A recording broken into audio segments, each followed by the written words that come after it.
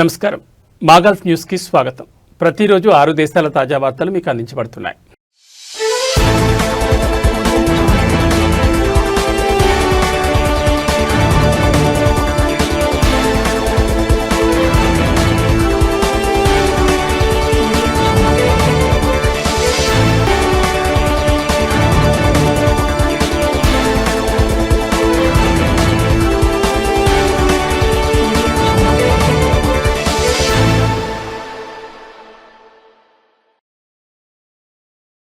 ఖతార్లో October నెలకు సంబంధించి 1750 కుటుంబాలకు QR 34 మిలియన్లు పంపిణీ చేశారు. ఈ మేరకు అఫ్కాఫ్ మరియు ఇస్లామిక్ వ్యవహారాల మంత్రిత్వ శాఖలోని జకాత్ వ్యవహారాల విభాగం వెల్లడించింది.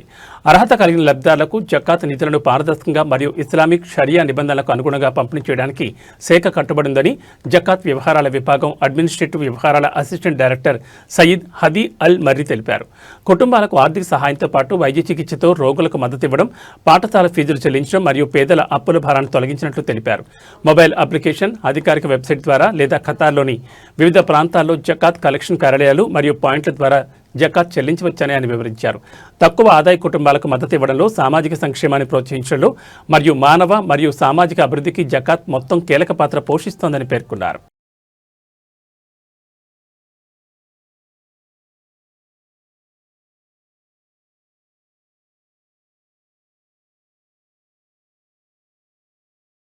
సౌదీ అరేబియాలో వారం రోజుల్లో మొత్తం 21,647 మంది అక్రమ నివాసులను అరెస్ట్ చేశారు. అక్టోబర్ 30 మరియు నవంబర్ 5 మధ్య కాలంలో సంబంధిత ప్రభుత్వ సంస్థల సహకారంతో భద్రతా దళాలు సంయుక్తంగా తనిఖీలు నిర్వహించారు. ఈ సందర్భంగా అరెస్టులు జరిగాయని అంతర్గత వ్యవహారాల మంత్రిత్వ శాఖ ప్రకటించింది. అరెస్ట్ చేసిన వారిలో 12,838 మంది రెసిడెన్సీ చట్టాన్ని ఉల్లంఘించిన వారు, 4,564 మంది సరిహద్దు భద్రతా చట్టాన్ని ఉల్లంఘించిన వారు మరియు 4,245 మంది కార్మిక చట్టాన్ని ఉల్లంఘించిన వారు ఉన్నారు. మొత్తం 12,098 మందిని బహిష్కరించగా 21,800 మందిని వారి దౌత్య కార్యకలాపాలకు పంపినట్లు తెలిపింది. సౌదీలోకి వ్యక్తుల అక్రమ ప్రవేశానికి దోహదపడే వారిపై కఠిన చర్యలు తీసుకుంటామని హెచ్చరించారు.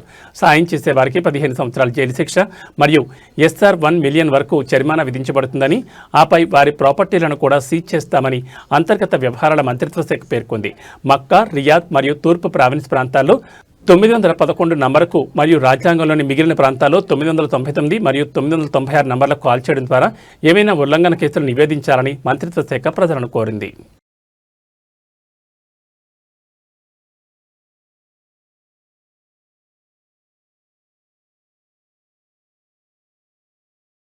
బ్యాగేజ్లో బ్లూటూత్ ఇయర్ ఫోన్లను 3 ఎయిర్లైన్స్ నిషేధించాయి.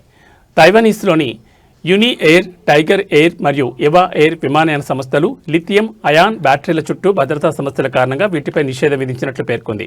ఛార్జింగ్ కేసుతో సహా ఇయర్ ఫోన్లు, పోర్టబుల్ ఎలక్ట్రానిక్ పరికరాలు, ఇవి ఆటోమేటిక్ ఛార్జింగ్ ఫీచర్ కారణంగా ఎల్లప్పుడూ స్టాండ్ బై మోడ్లో ఉంటాయి. దీని అర్థం తనిఖీ చేసిన బ్యాగేజ్లో PEDలను పూర్తిగా స్విచ్ ఆఫ్ చేయాలనే నిబంధనకు ఇది అనుగుణంగా లేదని యుని ఎయిర్ తన వెబ్సైట్లో నోటీసులో తెలిపింది. టైగర్ ఎయిర్ కూడా ఇయర్ ఫోన్ ఛార్జింగ్ కేసులను తీసుకెళ్లడాన్ని పరిమితం చేసింది. వాటిని విమానంలో హ్యాండ్ హోల్డ్ బ్యాగేజ్లో మాత్రమే తీసుకెళ్లొచ్చని పేర్కొంది. లిథియం బ్యాటరీలను కలిగి ఉన్న పరికరాలు షార్ట్ సర్క్యూట్ ద్వారా అగ్ని ప్రమాదాన్ని కలిగిస్తాయని, కాబట్టి విమానయాన సంస్థలు వాటిపై ఆంక్షలు విధిస్తున్నట్లు ట్రావెల్ ఏజెంట్లు చెబుతున్నారు. ఇదిలా ఉండగా అక్టోబర్లో UAE ఫ్లాగ్ క్వారియర్ ఎమిరేట్స్ పవర్ బ్యాంకులను ఆన్బోర్డ్లో ఉపయోగించడాన్ని నిషేధించింది.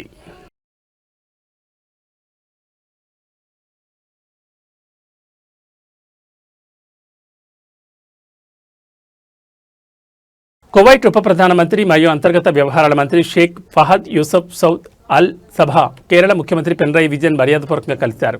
కీలక రంగాల్లో కువైట్ మరియు కేరళ మధ్య సహకారాన్ని పెంపొందించడంపై ఈ సందర్భంగా దృష్టి సారించారు. భారత్ మరియు కువైట్ మధ్య దీర్ఘకాల చారిత్రక సంబంధాలను ఈ సందర్భంగా గుర్తు చేసుకున్నారు. ముఖ్యంగా కేరళ కమ్యూనిటీ కువైట్ అభివృద్ధికి అందించిన అమూల్యమైన సహకారాన్ని షేక్ ఫహద్ ప్రశంసించారు. కేరళ కమ్యూనిటీ పట్ల కువైట్కున్న సాన్నిహిత్యానికి కేరళ ముఖ్యమంత్రి విజయన్ కృతజ్ఞతలు తెలిపారు. కేరళలో పెట్టుబడి అవకాశాలను అన్వేషించడానికి త్వరలో కువైట్ ఉన్నత స్థాయి ప్రతినిధి బృందం కేరళను సందర్శిస్తుందని షేక్ మోషాల్ ప్రకటించారు. వాణిజ్య మరియు పరిశ్రమల మంత్రి ఖలీఫా అబ్దుల్లా దహీ అల్ అజిల్ అల్ అస్కర్తో కూడా కేరళ సీఎం సమావేశం నిర్వహించి కేరళలో పెట్టుబడిదారులకు అనుకూలమైన విధానాలను వివరించారు.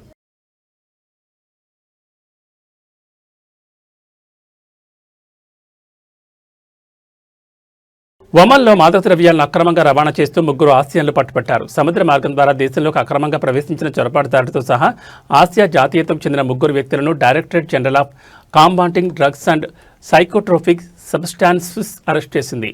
ఖురియాత్, విలాయత్ బీచ్లలో డెలివరీ సందర్భంగా వారిని అరెస్ట్ చేసి వారి వద్ద నుంచి పెద్ద మొత్తంలో క్రిస్టల్ మెత్ మరియు హెరాయిన్ స్వాధీనం చేసుకున్నట్లు పోలీసులు తెలిపారు. వారిలో ఒక నిందితుడి నివాసం నుండి క్రిస్టల్ మెత్ను తిరిగి ప్యాకేజింగ్ చేయడానికి ఉపయోగించే సాధనాలను స్వాధీనం చేసుకున్నామని, వారిపై చట్టపరమైన చర్యలు తీసుకుంటున్నట్లు పేర్కొంది.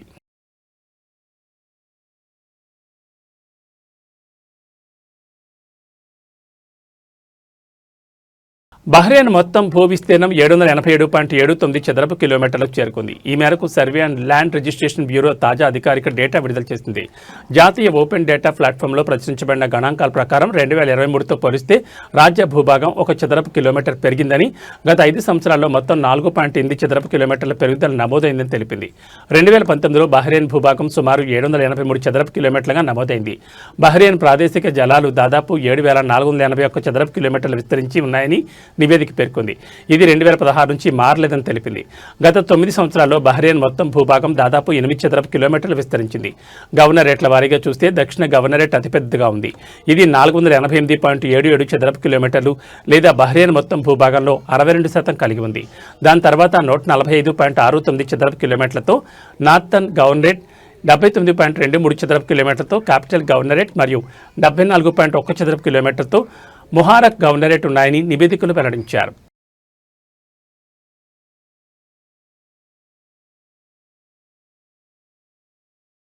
ఇవి మా కల్ప్ న్యూస్ విశేషాలు. మరో బులెటిన్లో మళ్ళీ కలుసుకుందాం.